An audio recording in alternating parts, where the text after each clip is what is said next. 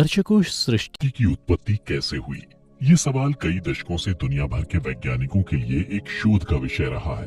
कई वैज्ञानिकों का मानना है कि किसी विस्फोट के कारण इस सृष्टि की उत्पत्ति हुई और फिर विकास के क्रम में धीरे धीरे जीवों की उत्पत्ति आरंभ हुई। परंतु हिंदू धर्म ग्रंथों की माने तो इस सृष्टि की रचना परमपिता ब्रह्मा जी ने अपने हाथों से की है, जिसका वर्णन विष्णु पुराण, नारद पुराण सहित कई पुराणों और वेदों में किया गया है। और यही कारण है कि परमपिता ब्रह्मा को सृष्टि का रचयिता भी कहा जाता है। परंतु इस वीडियो में हम आपको बताने जा रहे हैं कि शिव पुराण सृष्टि की रचना के संबंध में क्या कहता है। तो चलिए बिना किसी देरी के आज की ये कथा शुरू करते हैं। नमस्कार दर्शकों, द डिवाइन टेल्स पर आपका स्वागत है। शिव पुराण के रुद्र संहिता में इस बात का वर्णन किया गया है कि जब नारद जी ने परमपिता ब्रह्मा से सृष्टि की उत्पत्ति के बारे में पूछा तो ब्रह्मा जी ने कहा कि देवर्षि, जैसा कि आप जानते हैं कि मेरी उत्पत्ति श्री हरि के नाभि कमल से हुई है।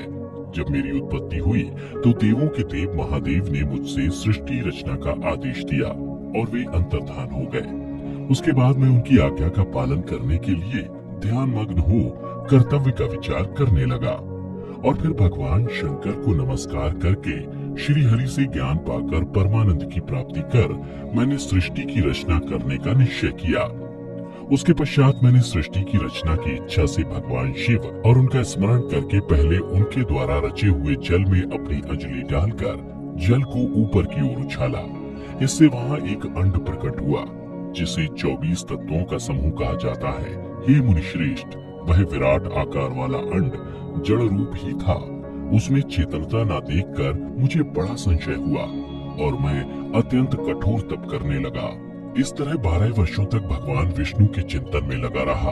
उसके बाद भगवान श्री हरि स्वयं प्रकट हुए और बड़े प्रेम से मेरे अंगों का स्पर्श करते हुए मुझसे प्रसन्नता पूर्वक बोले, हे ब्रह्म, तुम वर मांगो, मैं तुम्हारी तपस्या से अति प्रसन्न हूँ। मुझे तुम्हारे लिए कुछ भी अदेय नहीं है।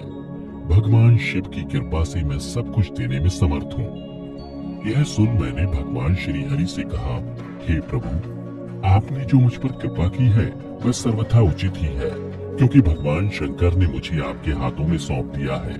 विष्णु, आपको नमस्कार है। आज मैं आपसे जो कुछ मांगता हूँ उसे दीजिए।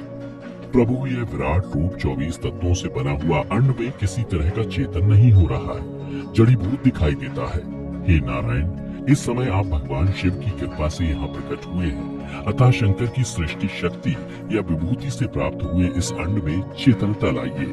मेरे ऐसा कहने पर शिव की आज्ञा में तत्पर रहने वाले महाविष्णु ने अनंत रूप का आश्रय ले उस अंड में प्रवेश किया। उस समय उन परम पुरुष के सहस्त्रों मस्तक, सहस्त्रों नेत्र और सहस्त्रों पैर थे। उन्होंने भूमि को सब ओर से घेर कर उस अंड को व्याप्त कर लिया। मेरी द्वारा भली भांति स्तुति की जाने पर जब श्री विष्णु ने उस अंड में प्रवेश किया था तब वह 24 तत्वों का विकार रूप अंड सचेतन हो गया। पाताल से लेकर सत्यलोक तक की अवधि वाले उस अंड के रूप में वहाँ साक्षात श्री हरि ही विराजने लगे। उस विराट अंड में व्यापक होने से वे प्रभु वेराज पुरुष कहलाए। प्रसन्न मुख महादेव ने न केवल अपने रहने के लिए सुगम्य कैलाश नगर का निर्माण किया जो सब लोगों से ऊपर सुशोभित होता है। देवर्षि, संपूर्ण ब्रह्मांड का नाश हो जाने पर भी वैकुंठ और कैलाश इन दो धामों का कभी नाश नहीं होता। हे नारद, मैं सत्यलोक का आश्रय लेकर रहता हूँ और महादेव जी की आज्ञा से ही मुझ में सृष्टि रचाने की इच्छा उत्पन्न हुई है। उसके बाद जब मैं सृष्टि की रचना की इच्छा से चिंतन करने लगा उस समय पहले मुझ में अनजान में ही पापपूर्ण तमोगुणी सृष्टि का प्रादुर्भाव हुआ, जिसे अविद्या पंचक कहते हैं। तदनंतर प्रसन्न चित्त होकर शंभु की आज्ञा से मैं पुनः अनासक्त भाव से सृष्टि का चिंतन करने लगा। उस समय मेरे द्वारा स्थावर संज्ञक वृक्ष आदि की सृष्टि हुई, जिसे मुख्य सर्ग कहते हैं। यह पहला सर्ग है। वह अपने लिए पुरुषार्थ का साधक नहीं है। यह जानकर सृष्टि की इच्छा वाले मुझ ब्रह्मा से दूसरा सर्ग प्रकट हुआ जो दुख से भरा हुआ है। उसका नाम है त्रियक श्रोता। वह सर्ग भी पुरुषार्थ साधक नहीं था। उसे भी पुरुषार्थ साधन की शक्ति से रहित जान जब मैं पुनः सृष्टि का चिंतन करने लगा तब मुझ में शीघ्र ही तीसरे सात्विक सर्ग का प्रादुर्भाव हुआ। उसे उधर्व श्रोता कहते हैं। यह देव सर्ग के नाम से विख्यात हुआ। देव सर्ग सत्यवादी तथा अत्यंत सुखदायक है। उसे भी पुरुषार्थ साधन की रुचि एवं अधिकार से रहित जानकर मैंने अन्य सर्ग के लिए अपने स्वामी श्री शिव का चिंतन आरंभ किया। तब जाकर भगवान शंकर की आज्ञा से एक रजोगुणी सृष्टि का प्रादुर्भाव हुआ, जिसे अवार्क श्रोता कहा गया है। इस सर्ग के प्राणी मनुष्य है, जो पुरुषार्थ साधन के उद अधिकारी है। तदनंतर महादेव जी की आज्ञा से भूत आदि की सृष्टि हुई। इस प्रकार मैंने 5 तरह की वैकृत सृष्टि का वर्णन किया है। इनके सिवा 3 प्राकृत सर्ग भी कहे गए हैं, जो मुझ ब्रह्मा के सानिध्य से प्रकृति से ही प्रकट हुए हैं। इनमें पहला महत्व का सर्ग है, दूसरा सूक्ष्म भूतों अर्थात तन्मात्माओं का सर्ग है और तीसरा वैकारिक सर्ग कहलाता है। इस तरह वे 3 प्राकृत सर्ग हैं। प्राकृत और वैकृत दोनों प्रकार के सर्गों को मिलाने से 8 सर्ग होते हैं। इनके सिवा नमा कौमार्ग सर्ग है, जो प्राकृत और वैकृत भी है। इन सब के अयांतार भेद का मैं वर्णन नहीं कर सकता, क्योंकि उसका उपयोग बहुत थोड़ा है। हे मुनि श्रेष्ठ, इन सब के बाद द्विजात्मक सर्ग का प्रतिपादन हुआ। इसी का दूसरा नाम कौमार्ग सर्ग है, जिसमें सननंदन आदि कुमारों की महत्वपूर्ण सृष्टि हुई। सनक आदि मेरे 4 मानस पुत्र हैं, जो मुझ ब्रह्मा के ही समान हैं। वे महान वैराग्य से संपन्न तथा उत्तम व्रत का पालन करने वाले हुए। उनका मन सदा भगवान शिव के चिंतन में ही लगा रहता है। वे संसार से विमुख एवं ज्ञानी हैं, परंतु उन्होंने मेरे आदेश देने पर भी सृष्टि के निर्माण करने से मना कर दिया। यह सुनकर मुझे भयंकर क्रोध आ गया और उस समय मुझ पर मोह रूपी अंधकार छा गया। उस समय मैंने मन ही मन भगवान विष्णु का स्मरण किया। वे शीघ्र ही आ गए और उन्होंने समझाते हुए मुझसे कहा, तुम भगवान शिव की प्रसन्नता के लिए तपस्या करो। उसके बाद श्री हरि के आदेशानुसार मैं भगवान शिव के नाम से महाघोर एवं उत्कृष्ट तप करने लगा। सृष्टि के लिए तपस्या करते हुए मेरी दोनों भौहें और नासिका के मध्य भाग से सर्वेश्वर एवं दया सागर भगवान शिव अर्धनारीश्वर रूप में प्रकट हुए, जो जन्म से रहे तेज की राशि, सर्वज्ञ एवं सर्वदृष्टा हैं।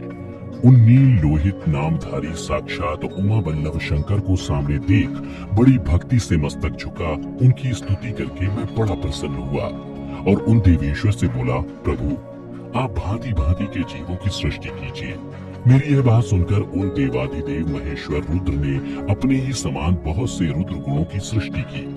तब मैंने अपने स्वामी महेश्वर महारुद्र से फिर कहा, देव आप ऐसे जीवों की सृष्टि कीजिए जो जन्म और मृत्यु के भय से युक्त हो। मुनि श्रेष्ठ मेरी ऐसी बात सुनकर करुणा सागर महादेव जी हंस पड़े और तत्काल मुझसे बोले, मैं जन्म और मृत्यु के भय से युक्त अशोभन जीवों की सृष्टि नहीं करूंगा, क्योंकि वे कर्मों के अधीन हो दुख के समुद्र में डूबे रहेंगे। मैं तो दुख के सागर में डूबे हुए उन जीवों का उद्धार मात्र करूंगा। गुरु का स्वरूप धारण करके उत्तम ज्ञान प्रदान कर उन सबको संसार सागर से पार करूंगा। प्रजापते, दुख में डूबे हुए सारे जीव की सृष्टि तो तुम ही करो। मेरी आज्ञा से इस कार्य में प्रवृत्त होने के कारण तुम्हें माया नहीं बांध सकेगी। मुझसे ऐसा कहकर श्रीमान भगवान नील लोहित महादेव मेरे देखते देखते अपने पार्षदों के साथ वहां से तत्काल तिरोहित हो गए। उसके बाद मैंने देवाधिदेव महादेव की आज्ञा के अनुसार अपने पूर्व मुख से ऋग्वेद, दक्षिण मुख से यजुर्वेद, पश्चिम मुख से सामवेद और उत्तर मुख से अथर्ववेद की ऋचाएं की रचना की। तत्पश्चात मैंने आयुर्वेद, धनुर्वेद, गंधर्व वेद और स्थापत्य आदि उपवेदों की रचना की। फिर अपने मुख से इतिहास पुराण उत्पन्न किया और फिर योग विद्या, दान, तप, सत्य, धर्म आदि की रचना की। और अंत में मैंने अपने हृदय से ओंकार, अन्य अंगों से वर्ण, स्वर, छंद आदि तथा क्रीड़ा से 7 सुर प्रकट किए। परंतु इन सब की रचना के बाद जब मुझे लगा कि मेरी सृष्टि में वृद्धि नहीं हो रही, तो मैंने अपने शरीर को 2 भागों में विभक्त कर दिया, जिनका नाम का और या यानी काया हुए। उन्हीं 2 भागों में से एक से पुरुष तथा दूसरे से स्त्री की उत्पत्ति हुई। पुरुष का नाम मनु और स्त्री का नाम शतरूपा था। मनु और शतरूपा ने मानव संसार की शुरुआत की। तो दर्शकों, अब तो आप जान ही गए होंगे कि इस सृष्टि की उत्पत्ति कैसे हुई। अगर जान ही गए हैं तो अपने तक सीमित ना रखें, बल्कि अपने दोस्तों और रिश्तेदारों के साथ भी शेयर करें। और अगर आपको हमारा ये वीडियो पसंद आया हो तो इसे ज्यादा से ज्यादा लाइक भी करें। और अगर आप हमारे चैनल पर नए हैं तो इसे अभी सब्सक्राइब कर लें।